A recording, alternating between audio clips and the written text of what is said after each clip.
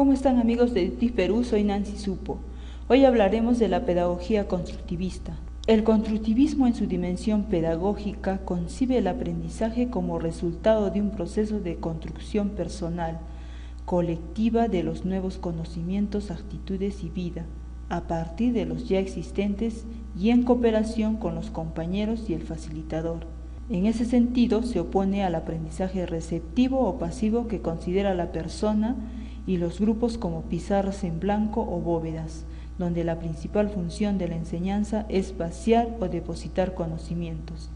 A esta manera de entender el aprendizaje se suma todo un conjunto de propuestas que han contribuido a la formulación de una metodología constructivista. En la pedagogía constructivista el docente cumple un rol muy importante porque es él quien ayuda al alumno a que se convierta en un sujeto activo y que sea él mismo el protagonista de su aprendizaje. En pedagogía se denomina constructivismo a una corriente que afirma que el conocimiento de todas las cosas es un proceso mental del individuo, que se desarrolla de manera interna conforme el individuo interactúa con su entorno. Los máximos exponentes de este modelo pedagógico fueron Jean Piaget, con su teoría del constructivismo psicológico, Lev Vygotsky, con el constructivismo social, Ausubel aportó con su teoría del aprendizaje significativo. Piaget empezó a explorar la forma en la que los niños crecen y desarrollan habilidades de pensamiento. Consideraba que el desarrollo cognitivo es el resultado combinado de la maduración del cerebro, el sistema nervioso y la adaptación del ambiente. Utilizó el método experimental donde trabajó con jóvenes y observó y comprobó empíricamente. Su teoría psicogenética se considera la columna vertebral de los estudios sobre el desarrollo intelectual del niño, adolescente y adulto, puesto que para el autor la lógica se construye de manera progresiva de acuerdo a sus propias leyes, desde el nacimiento a lo largo de la vida, atravesando diferentes etapas antes de llegar a ser adulto. Piaget separó las etapas de la vida y las denominó estadios. La primera etapa del desarrollo cognitivo es la sensorio-motriz, que va de 0 a 24 meses. Se caracteriza por un modo particular de conocer el mundo a través de esquemas de acción que involucran los 5 sentidos y los movimientos reflejos. Los niños aprenden a coordinar las actividades sensoriales con la actividad física y motora. La etapa operacional concreta se divide en preoperacional y operaciones concretas. La etapa preoperacional va de 2 a 7 años. Se caracteriza por la habilidad que adquiere el niño para representar mentalmente el mundo que lo rodea.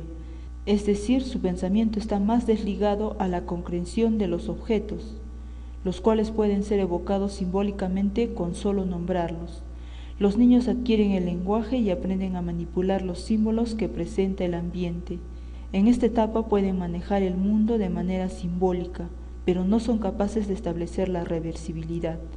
Son egocéntricos y hacen uso del animismo, es decir, les da vida a los objetos, y artificialismo, es decir, los fenómenos naturales los produce el hombre. La etapa de las operaciones concretas va de los 7 a 11 años.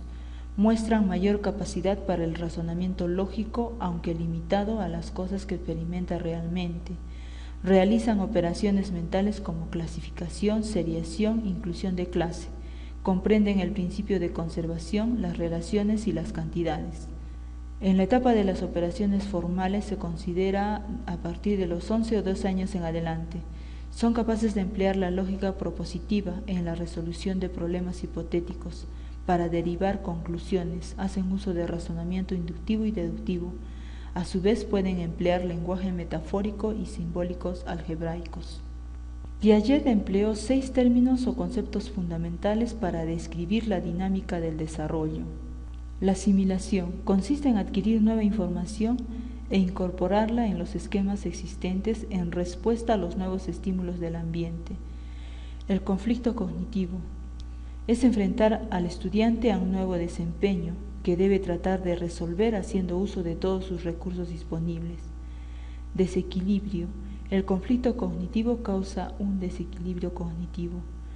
La acomodación es la que permite que la nueva información se ajuste creando nuevos esquemas.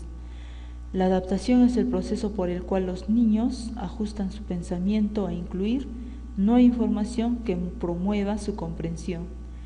El equilibrio significa alcanzar un balance entre los esquemas y la acomodación. El deseo de equilibrio es lo que impulsa al niño por las etapas del desarrollo cognitivo. También vamos a definir lo que es esquema porque este término se utiliza constantemente en esta teoría. El esquema representa una estructura mental, patrón de pensamiento que una persona utiliza para tratar una situación específica en el ambiente. La teoría de Vygotsky se basa principalmente en el aprendizaje sociocultural de cada individuo y por lo tanto en el medio en el cual se desarrolla. Vygotsky considera el aprendizaje como uno de los mecanismos fundamentales del desarrollo. En su opinión, la mejor enseñanza es la que se adelanta al desarrollo.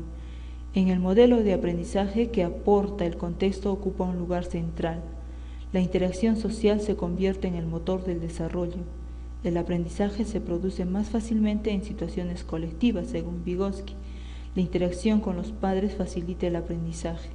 La única buena enseñanza es la que se adelanta al desarrollo. El lenguaje es un hecho social que como tal se desarrolla a través de las interacciones dentro de una comunidad. Según Lev Vygotsky, la adquisición del lenguaje implica no solo la exposición del niño a las palabras, sino también un proceso interdependiente de crecimiento entre el pensamiento y el lenguaje. La influyente teoría de Vygotsky sobre la zona de desarrollo próximo afirma que los profesores deberían tomar en consideración el potencial de aprendizaje futuro del niño antes de ampliar sus conocimientos. La zona de desarrollo próximo es fundamental en la teoría de Vygotsky. La zona de desarrollo próximo es la distancia que existe entre lo que el sujeto puede realizar solo, sin la ayuda de nadie, denominada zona de desarrollo real, y entre lo que el sujeto realiza con ayuda de los demás, llamada zona de desarrollo potencial. Existen dos funciones o niveles de aprender a partir de la relación con el ambiente. Interpsicológico, se aprende en relación con el medio, o un tercero. Ejemplo, cuando el niño escucha a su madre hablar, va adquiriendo de a poco el lenguaje. Intrapsicológico, cuando el sujeto internaliza lo que aprendió en relación con el medio o un tercero. Otro de los exponentes de la pedagogía constructivista es Ausubel.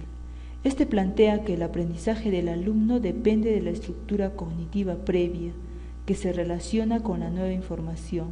Debe entenderse por estructura cognitiva al conjunto de conceptos, ideas que un individuo posee en un determinado campo del conocimiento, así como su organización. Requisitos para lograr el aprendizaje significativo de acuerdo a la teoría de Ausubel. Significatividad lógica del material se refiere a que el material presentado al estudiante tenga una estructura interna organizada, que sea susceptible de dar lugar a la construcción de significados, es decir, importa no solo el contenido, sino la forma en que éste es presentado. Significatividad psicológica del material. Esto se refiere a la posibilidad de que el estudiante conecte el conocimiento presentado con los conocimientos previos ya incluidos en su estructura cognitiva. Actitud favorable del estudiante. Es necesario que pueda aprender significación lógica y psicológica del material. Sin embargo, el aprendizaje no puede darse si el estudiante no quiere aprender. Este es un componente de disposiciones emocionales y actitudinales, en el que el maestro solo puede influir a través de la motivación. El aprendizaje significativo ocurre cuando una nueva información se conecta con un concepto relevante preexistente en la estructura cognitiva. Esto implica que las nuevas ideas, conceptos y proposiciones pueden ser aprendidos significativamente en la medida en que otras ideas, conceptos o proposiciones relevantes estén adecuadamente claras y disponibles en la estructura cognitiva del individuo y que funcionen como un punto de anclaje a las primeras. Además, el aprendizaje significativo, de acuerdo con la práctica docente, se manifiesta de diferentes maneras y conforme al contexto del alumno y a los tipos de experiencia que tenga cada niño y la forma en que las relacione. Conclusiones sobre el constructivismo. Está claro que el alumno es protagonista de su propio aprendizaje.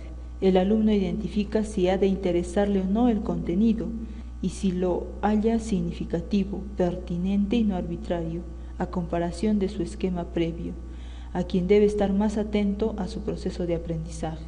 El sujeto no es una isla y está inmerso en una situación social, o más bien varias situaciones sociales que influencian en su autoimagen y potencian el aprendizaje por medio de esfuerzos directivos o simplemente por el hecho de que ya existen relaciones de conocimientos previamente construidos a los que recientemente llega a tener acceso.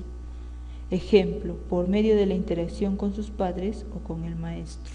Gracias amigos, nos vemos en el próximo video. Hasta pronto.